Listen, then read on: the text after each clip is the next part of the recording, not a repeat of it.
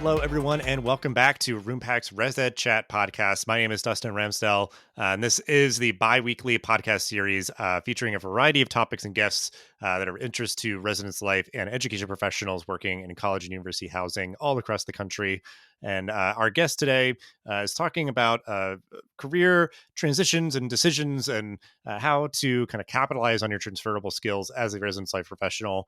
Whether it may be, potentially moving to a different functional area at a university, or even off campus entirely. So this is kind of in a series of episodes that we're doing, talking about all of those kind of career sort of decisions and transitions and the ways that you can navigate, decades long careers, whether it's in or outside of higher education. So lots of fun stuff to explore, but we will start out with our guests if they want to introduce themselves and give a professional background on how they got to be where they are today. Yeah, definitely. My name is Gustavo Tiffer. Most people call me Gus. I was born and raised in Southern California, but I currently live in Minneapolis, Minnesota. For undergrad, I went to a small private school called Pepperdine University, which is kind of a fancy school along the coast of California. For graduate school, I went to Azusa Pacific University for a program in college student development. Some other things to know about me, probably, I'm a first generation college graduate, and like a lot of people that I've talked to, at least in higher ed, I kind of stumbled into higher ed as a career. I had a really great experiences during my time in undergrad, like supportive mentors, professors, residence life folks. And the more I learned about kind of what they did, the more intriguing it was for me to initially pursue a career in student affairs, which I don't think anyone knows exactly what that is when they start out. But that was kind of how I got my start. Yeah, and I think, with our topic today, like, people do stumble into working professionally in higher education, but it can oftentimes become such an intertwined part of your identity. Like, you really, you know, find that calling in this work. So, you know, people can't even imagine doing anything else. But certainly in the past couple of years, I think you've seen just a lot of people getting a lot more interested in it and uh, just kind of deliberately pursuing careers that are, whether they are still working with universities, but in some other organization or just completely unrelated. It's certainly just an ongoing trend right now. So for you, kind of like, what was that like decision point, as much as you can kind of just like kind of give the general context of when you kind of were maybe at that fork in the road and decided to, pursue career options that were taking you off campus? Yeah, I think, well, at least initially, what drove me in to working specifically in residence life was, I think, the draw towards, like developing students, the draw towards relationships, the draw towards um, like doing kind of the idea of like life skills with college students. So that's kind of what drove me in. I did that for about 7 or 8 years in a couple different roles. And then, yeah, as I started to think about what drove me off campus, if that's where we want to go next, I kind of have three different things that I thought through kind of in preparation for this time. The first, I felt like my just like the career growth funnel had sort of shrunk for me. I had reached a director level role at my particular university, and my options at that point, after having lots of conversations with folks on my campus, were a lateral move elsewhere, which I couldn't say I was super interested in because I really had enjoyed residence life, or if I wanted to continue to kind of get more schooling, a PhD or an EDD. And that was just not something that I was like very interested in. So that was sort of kind of reason one where I was thinking, okay, I think it's time to move to a career off campus. I think the second thing, and maybe you've heard this quite a bit, was the second reason that I felt like I needed to transition off campus was really through all of COVID. I feel like COVID highlighted the challenges of on-campus positions, and although I can't speak to the experience of folks across the country, at our particular place, things like managing food delivery, some version of managing testing, quarantine housing. I think it just really pushed my boundaries and my limits of kind of the demands of on-campus life.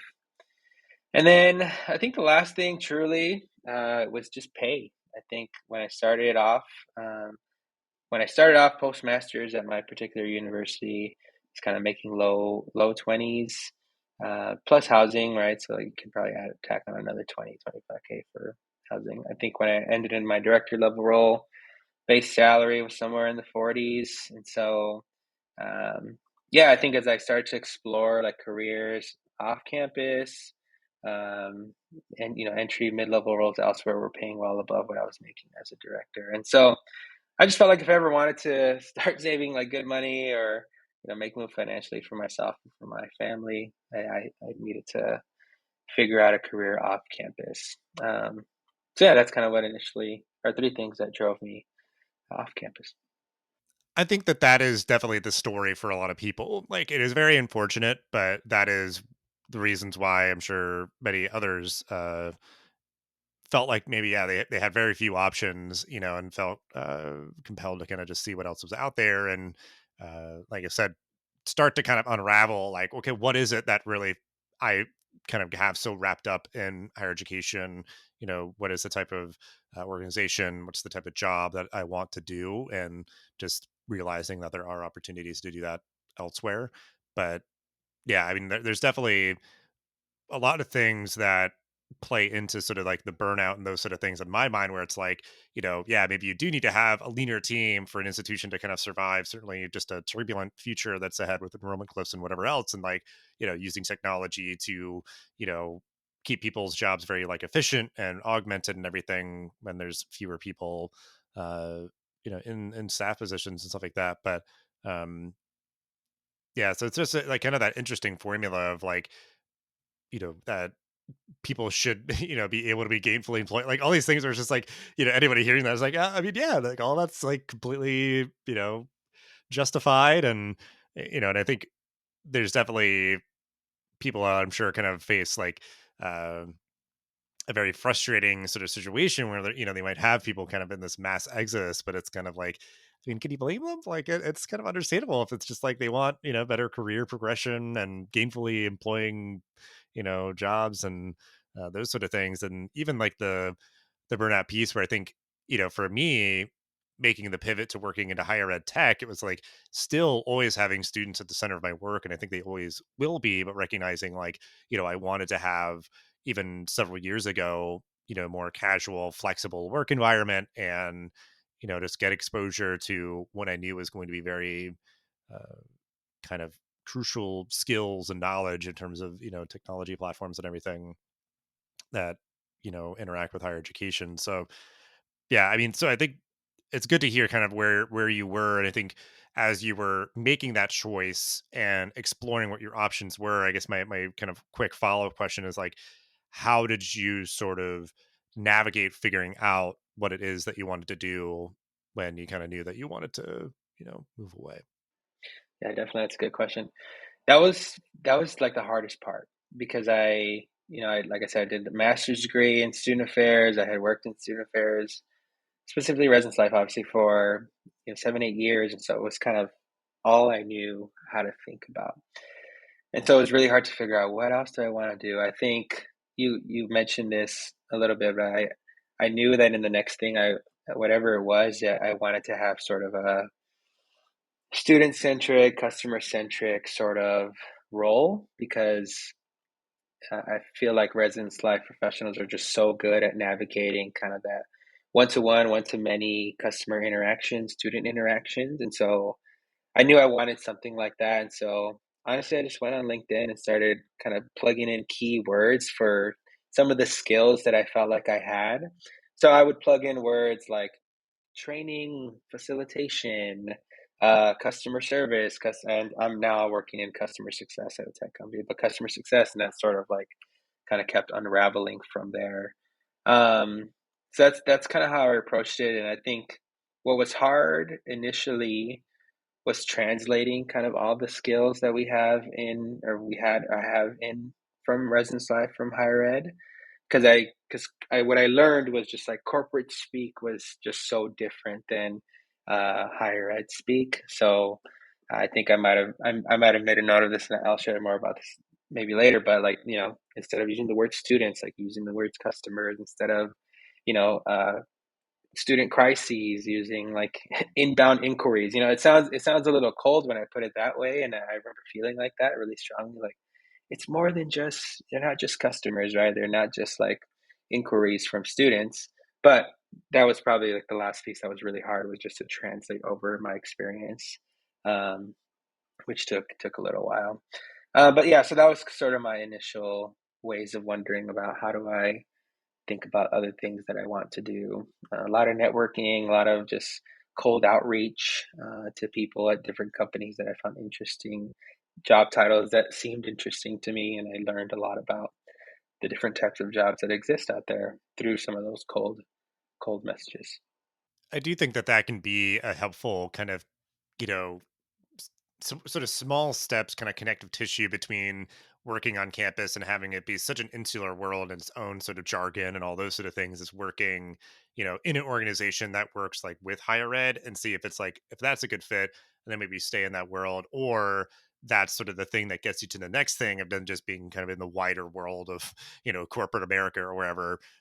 Because yeah, I definitely shared in that sort of culture shock, which honestly feels like it's still kind of happening, just because being in different roles and different environments, they're just getting exposure to new things. And obviously that would be happening even if it wasn't somebody's sort of career trajectory that was, based in education. So yeah, I'll definitely tee you up for other little anecdotes and advice and things before we wrap up here. But um, I think one of the big questions is like, obviously you were examining and kind of going on your own sort of journey of exploration about, where you wanted to work and what you wanted to do. And, you know, kind of were networking and pushing through, and obviously finally made that leap, you know and you were obviously articulating how theoretically your skills would transfer, but like as you sort of settled into roles off campus and everything, how did you see the experiences and the skills and the knowledge that you gained in residence life sort of translating, for real? I think like stress management just feels so easy in not in residence life. And what mean by that is, in residence life, being on call, dealing with, mental health issues or substance issues, or, locating lost students, whatever, all things that went through or experienced. I feel like I can manage the stress of just about anything outside of that, like on campus position. And so lots of interviews asked me questions around like managing stress or dealing with difficult people, or working with challenging coworkers, things like that. And I was able, I think, to pull a lot of examples of the many hats that I wore in residence life, and all the ways that I needed to really pivot at so many different instances in my work there. I think a really underrated skill, maybe it's not underrated anymore, but kind of a lot of the soft skills, like the one-on-one conversations. I ran those all the time from the first moment I started working in residence life. It's surprising to me how many folks that I've interacted with outside of in my new roles and new areas, where some of those like soft skills are not natural or don't come off naturally. So in my current role, I do a lot of a version of like consulting with my customers, and having observed like lots of different people do it, as I've gotten sort of onboarded here, I was surprised by just the ways that I noticed that I, maybe approached it in a way that felt more natural than some of my other connections or colleagues. And so I think that like those soft skills, the ability to read people, read a room, present something well, all things that I learned in residence life have been really, really helpful. And I think are kind of, showing that I can, do a job, but kind of the next level of that is like do it well through some of these soft skills. I think in residence life, there's a lot of like operations and organizing, especially as I got to the director level. And so the roles that I've had after residence life, I've done a lot of like looking at the way something works and realizing this is not organized or this is not systematized. And my university was like 150 years old. And so, a joke in student affairs is like, it takes forever to like change anything, right? Because there's all these systems and processes in place. And when I was in it, I was like, oh, this is like really hard and really annoying. But when I transitioned first to a like startup essentially that had very little organization, I could see the value in needing to like operationalize the way things work. And so that was another skill that I felt like I transferred out very well. Um, yeah, I think those are kind of some of the main things that I would highlight that I feel like a lot of residence life professionals have, and just because you're doing it every day, just like anything, it's hard to stop and pause and say, "Oh, I know how to do that easily," etc. I think yeah, all those are spot on. Yeah, I mean like the stress management, like the flexibility, and just sort of yeah, those organizational skills being some of the core ones. And I think certainly the other thing that I thought of a lot when I kind of made the leap was that for like companies that work with institutions, like it's super valuable to have people that have that experience where it's like, yeah, I've had a formal full-time position on a campus. Like that's just always going to set you apart. Where some people just like, again, like rightfully so, like don't know the jargon, don't know how institutions make decisions or how they run and all that. But uh, yeah, I guess it is just funny. Like any res lifer thinking back to like yeah, I had to deal with like really gross stuff or like difficult people or all this stuff. It's like this is easy. This is nothing. Like I got this. Because that's the other part of it is like if you go into like sales or something where it's just like, hey, I had to deal with like really like stubborn teenagers or something. Like this is I could do this. So and all of that is I think like even perhaps going through that process before you submit your first application to kind of build up your confidence, because I think some people do just kind of start kind of shooting into the dark where it's just like maybe I'll hit something here that feels right. But if you go through with a level of confidence and some level of clarity as to the type of organization, the size, whether you want remote, in person, hybrid, or all those sort of things, like because I think it is like you're saying, like you're kind of in this insular world. And as you sort of like, look up, rub your eyes and you're just like, there's all of these other options. Like, I don't even know where to begin. And you have to start, here's some keywords or who do I know? Who can I talk to? And all those things. And it could at least be like, well, I know I don't want to do that. So that just kind of rolls out, I don't want to do sales. So it's like, yeah, I mean, that's a huge thing. So yeah, good to know that's not going to be a good fit. And I can start to, just give you more focus. Cause like, if you're searching while you still have a job, then you can kind of bide your time and know, like, I know what I'm looking for and I'm willing to wait for it. And, I'm very confident that I could be successful in that position. So I think, yeah, 'cause that's really like the key part of this. I think, there's the two ones with like, one is that initial decision point of like, I want to do this and this is what I want to do and where I want to do it and everything. And then like when you start your first job, adjusting to the sort of culture shock and everything of a very different environment. But still, again, sort of falling back on like, I was chosen for this job for a reason. Like I'm qualified, and really trying to uh, kind of scaffold yourself as you sort of settle in and, you know, uh, recognize certainly again, like you have very unique skills that I'm sure, that employer saw in you as well. So, with all of that though, give you the opportunity, as I said, if you want to give like advice for folks, on any part of that sort of spectrum, that journey of, deciding to make this leap and, interviewing and, settling into a job, whatever comes to mind, whatever advice you'd like to give everyone. I thought I would transition out faster. It took me way longer than I thought. I don't if I if I think back now to how long did I think it would take? If I'm honest, I probably thought I could find a job in 2 months, easy. And that just wasn't true for probably a number of reasons, including, my if I look back to my initial resume to the one that ended up, helping me land a job, it's just like very different. So it's going to take longer probably than you think, just to translate all the work that we do in residence life to the outside world, quote unquote. I think, yeah, like I kind of started saying earlier, translating and quantifying your work in like corporate or professional speak. So I started highlighting a few, but I wrote a few down. Students could become customers, student crisis, inbound inquiries, hall events, retention initiatives, RA training could become onboarding or facilitation or training programs. Um, I think when I first started kind of changing those words in my resume, I think I might have mentioned this already.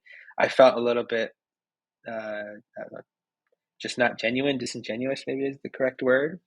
Um, but I guess I quickly learned or eventually learned that if I was really serious about getting a job in a different industry, that I needed to like be okay with. It's not that I was being, again, disingenuous or false with what I was talking about, just that I needed to make sure that they understood what the impact I made was.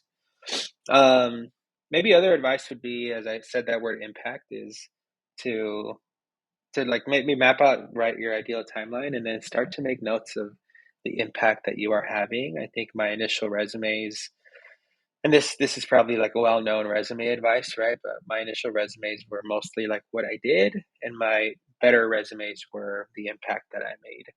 And that was sometimes really hard to quantify with residence life in specifically, because you're doing a lot of, I don't know, relational work or individual conversations. But if you can find ways, and I found ways to quantify that impact that I made, that proved to be really helpful. And then, yeah, like I said, just networking. I think for every 10 messages that I sent, I got, 2 to 3 responses, a 30% hit rate. That's probably pretty good in a like outbound inquiries kind of thing. But so if you're hoping to make 25 connections, multiply that out. It was hard work, but it got easier the more that I did it. My first messages felt a little bit like I was, I don't know, like a novice trying to say, "Can you help me, please?" And eventually, I was got way more comfortable saying something like, "Hey, I saw that you work here. I'm interested in working at a place like yours. Can we talk?" And that didn't always work, right? But I was very surprised by the amount of people who took me up on conversations, and I made a spreadsheet with a bunch of notes of all the conversations that I had, and um, there's a lot of transparency that was helpful in that networking process. And then I think you mentioned this already. There were plenty of people who I knew had left my university and were now working elsewhere, and so I talked to them. What do you do now? How did you figure that out? And again, I feel like there's at least in my experience, I had like a camaraderie of we worked at this university together. Of course, I'm gonna want to help you or converse with you about whatever you're thinking about next. So yeah, like my current job that I currently have, it was basically like a year long like networking process. I had talked to them, a year before I finally landed this role, and I couldn't have foreseen like that connection finally making this long bridge to where I'm at now.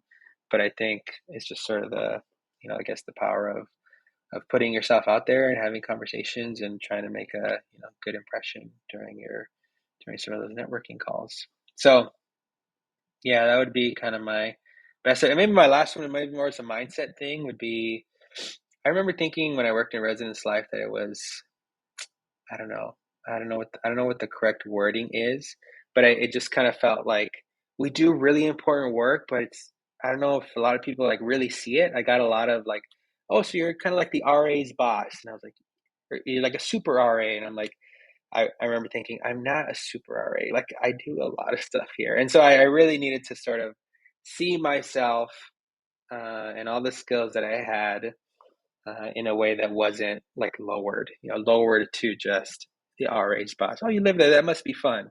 Yes, it was fun. And I did all these things to try and make students see the value of their experience here, which is, I think, one of the points of residence life. So kind of elevating your mindset and thinking, you know, you have, I think residence life folks have a lot to offer. And I love talking to people who are interested because I like the idea of like talking them up to look at all the things that you know how to do that now that I'm in sort of the outside world, um, I can see just how valuable I think our skills are. Um, so yeah, those are kind of my thoughts there. Something I've thought, even if you stay in higher ed, like working in residence life is such a, generalist job. And it's a great place to start to see kind of, how the sort of whole nexus of, higher education kind of comes together of all these different pieces that need to be working in tandem to provide really positive student experience. And yeah, I mean, the things that you mentioned are absolutely what I give folks advice on as well, like the kind of specificity and the impact and quantifying what you've done.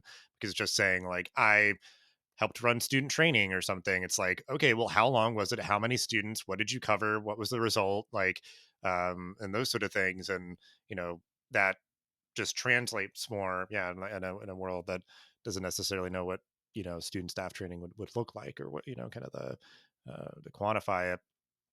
And uh, yeah, I think that your advice is, yeah, it's very good. There's so much, like, yeah, just like mindset and persistence and all of that. And I think, yeah, for me, like, I can't remember how long it took. Like, it was like amidst a similar place where it's like, okay, I'm either just going to do the same thing somewhere else, or you know um and I honestly, like, don't think I put as much deliberate effort towards finding something different as I could or should have, looking back. But I'm just so grateful that my first ed tech job kind of took a chance on me. And I think that's even just a thing, is like, yeah, you keep with it, keep yourself organized, and you know and honestly, like, I imagine, I guess, from your process, like, kind of like keep iterating, because I think if you keep just sort of like banging your head against the wall with the same resume or doing the same things, it's just like, you know, I'd imagine that maybe your hit rate, like, increased over time, as like your resume was more translatable to people, like they could understand a little bit more clearly. So, kind of keeping cued into those sort of things of just like, uh, getting that feedback and integrating that in. Um, but yeah, I mean, I think residence life is like such a great starting point, and yeah, it can lead people to some pretty great places. So I do appreciate that, where it's like, yeah, like if people are thinking of moving on, it's like great to kind of like, because I think people might think it is like a defeat, or you're sort of like quitting or something. It's like, no, like this could be a great next chapter. Like, you're amazing, you've done awesome work and all of that. So because I think so much of what they do, like you said, if you sort of like rework the verbiage, is around like, ensuring customer satisfaction and retention, and these very powerful translatable terms that are very very relevant and important in the corporate world, or anywhere else, frankly. So as you were doing this kind of exploration and sort of iterating on your resume and all those sort of things and networking, are there any like particular resources that you'd want to share? Because I feel like this one is sort of well suited for folks to maybe do some homework as they're beginning down this path. So yeah, any resources that you'd want to share that we can include in the show notes? Yeah, the first one was a website called resumeworded.com. It must be .com. And it's a tool where you upload your resume, you copy and paste the job description, and there's a free version, and then there's a paid version. I think the paid version, when I did it, was only like $50, so it was pretty cheap. But it did some like analyzing of your resume and the job posting, and sort of cross referenced how well it thought that your resume lined up to the role. So that when I remember using that tool, and I was hesitant to pay for anything, honestly, but I did pay for that, and that, I think, gave me a little bit of an uptick to getting past like the application and into an initial screening. Yeah, it is obviously like a computer tool, so it's not perfect, but it gave me a lot of ideas on how to rework my resume. I think the second one, this one I didn't hear about honestly till after I left higher ed, but I wish I would have known about it. It's a Chrome plugin called Scrap.io, and it's SKRAPP. And again, there's a free version and a paid version. But if you, for example, sign up for LinkedIn Premium, you have a limited number of those cold messages that you can send out. But with this Chrome plugin, you can go to someone's LinkedIn profile and click the little plugin button for Scrap.io. And I would say I've used it maybe, I don't know, 50 times. Like 47 out of 50 times, it pulls up their accurate work email address. I don't know how it does it, but it pulls up their work email address. And sent, I have sent a lot of direct messages to that person's email, similar to, obviously like a LinkedIn DM, but directly into their inbox. And that's a tool that I wish I would have utilized in my initial job search. Feels a little weird, right, to be able to like look up someone's email address, but every message that I've sent, I've gotten a response on that one, and I feel like that's a high hit rate, directly into someone's inbox. Um, the last thing I would say, this is not really like a tool, but more of like a trick that I learned along the way. Whenever I would search for like a company on LinkedIn, I would then go on the right side. You can see like pages like this or people also viewed, and it has different companies on there. And like I learned about the company that I'm at through kind of that little rabbit hole of starting at one company and kind of going down through all these also viewed pages, because I would have never known about this place had I not kind of done that, like digging in a rabbit hole. And so that'd be kind of my last bit of advice or tip is to think of a place that sounds interesting for you and then maybe try and find something that's similar-ish, because I feel like I was always surprised by the companies that I learned about that I would have not learned about had I not kind of gone down a little bit of a rabbit hole. So those would kind of be my three tools and tricks.